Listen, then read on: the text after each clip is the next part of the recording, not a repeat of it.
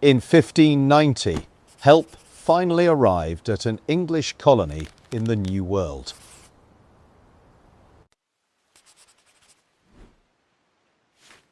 Every single one of the settlers was gone. No bodies, no graves, no signs of a fight.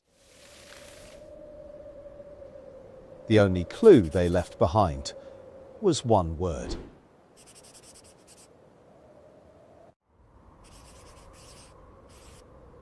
Carved by hand into a wooden post.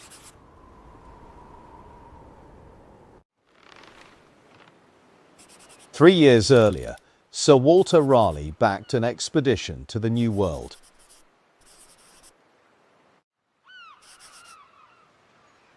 The goal: England's first permanent American colony.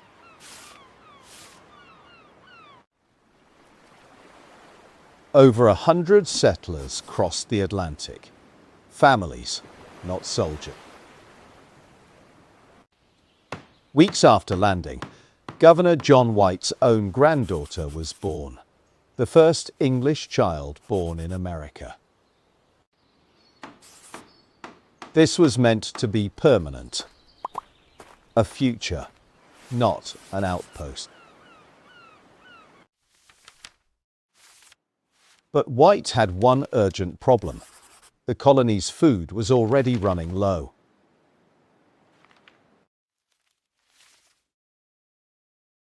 And tensions with nearby tribes were quietly rising.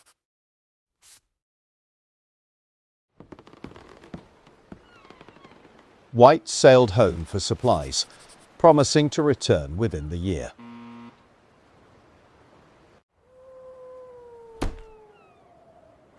England was suddenly fighting for its life against the Spanish Armada.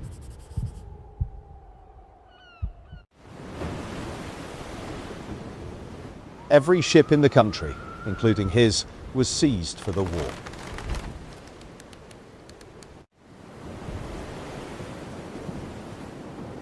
Three years passed before he could cross back.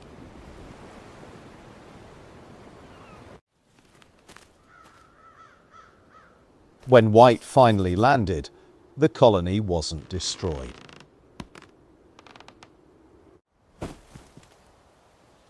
It was dismantled, calmly, deliberately, like people who planned to leave. Before he'd left, White had arranged a signal. Carve your destination and carve a cross only if in danger.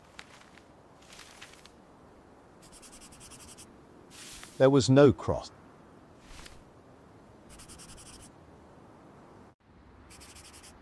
Just one word: Croatoan, the name of a nearby island and of the allies who lived there.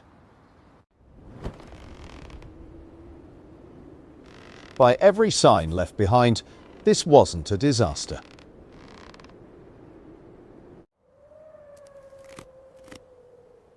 It looked like a calm, planned departure to a known friendly place.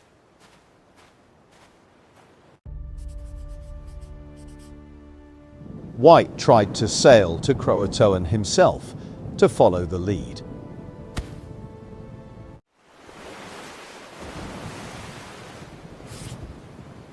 A storm wrecked the attempt, and he was forced to turn back.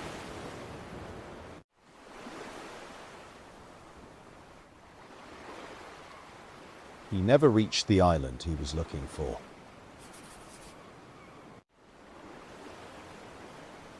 He died years later, never learning what became of his own daughter and granddaughter.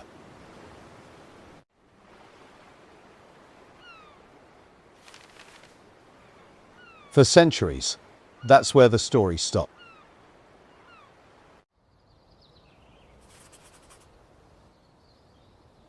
But maybe they didn't vanish at all.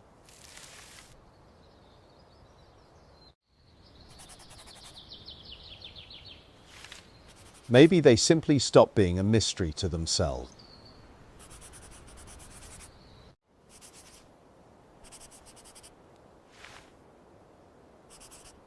Long before we ever noticed they were one to us.